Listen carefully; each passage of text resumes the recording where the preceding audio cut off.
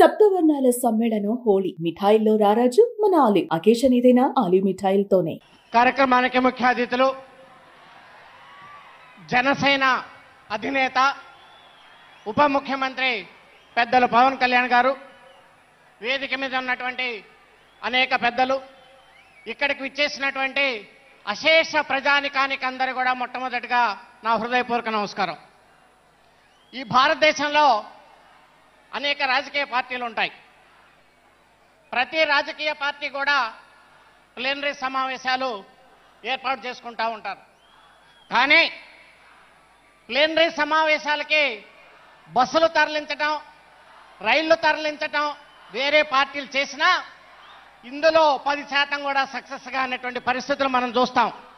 కానీ ఎటువంటి సహాయ సహకారాలు లేకుండా పవన్ కళ్యాణ్ గారి కోసం ఈ రాష్ట్రమే కాదు ఇతర రాష్ట్రాల నుంచి మీ సొంత ఖర్చులతోటి వచ్చినటువంటి ఈ జనసైన్యం ఏదన్నా ఉంది అంటే అది పవన్ కళ్యాణ్ గారి అధ్యక్షతన ఉన్నటువంటి ఈ జనసేన పార్టీ ఒక్కదానికే దక్కుతుంది అనేటువంటి సందర్భంగా మీ అందరికి కూడా తెలియజేస్తా ఉన్నాను.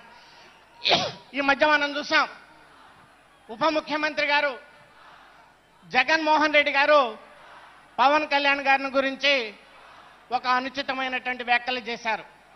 ఒక కార్పొరేటర్ స్థాయితో పోల్చారు. జనసైన్యం ఇది పూర్తిగా ఖండిస్తా ఉంది మిస్టర్ జగన్మోహన్ రెడ్డి గారు అని చెప్పి సందర్భంగా మీకు మనవి చేస్తా ఉన్నాం.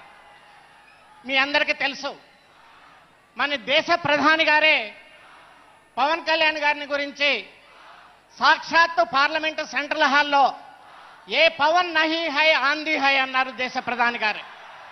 ఆయన పవన్ కాదు, ఒక తుఫాను అని చెప్పారు. ఈరోజు ఎన్డీఏకి, కూటమికి ఇటు రాష్ట్రంలో కానీ అటు దేశంలో కానీ ప్రభుత్వాలు ఏర్పడినాయి అంటే అది ఒక్క పవన్ కళ్యాణ్ గారి ద్వారానే ఏర్పడింది అనేటువంటి విషయం అటు ఢిల్లీ పెద్దలకు తెలుసు, దేశంలో ఉన్నటువంటి అనేక రాజకీయ నాయకులకు తెలుసు. మీరు అలాంటి అరిచితమైనటువంటి వ్యాఖ్యలను చేయటం జనసైన్యాలను బాధేస్తుంది. మీరు అలాంటి వ్యాఖ్యలు చేశారు కాబట్టి ఈరోజు మీకు 11 సీట్లకి మాత్రమే మిమ్మల్ని కూర్చోబెట్టారు. ఆ 11 సీట్లకి ఏం చెప్పారో తెలుసా అర్థం? నీవు పులివెందులకి ఎక్కువ, కడపకి తక్కువ అనేటువంటి విషయాన్ని మీకు ప్రజలు చెప్పారనేటువంటి విషయాన్ని సందర్భంగా మీకు మనం చేస్తా ఉన్నాను. మొన్న జరిగినటువంటి మహారాష్ట్ర ఎన్నికల్లో పవన్ కళ్యాణ్ గారు వెళ్తే ఎక్కడెక్కడ ప్రచారం చేశారో ఆ సీట్లన్నీ కూడా బ్రహ్మాండంగా గెలిచినాయి.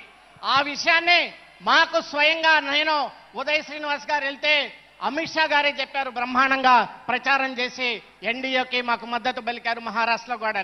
అలాంటి వ్యక్తి మరి ఈరోజు పవన్ కళ్యాణ్ గారు ఇంగ్లీష్ మాట్లాడగలరు, హిందీ మాట్లాడగలరు, అలాగే తమిళ్ మాట్లాడగలరు, కన్నడ మాట్లాడగలరు, అన్నిటికంటే తెలుగు బ్రహ్మాండంగా మాట్లాడగలరు.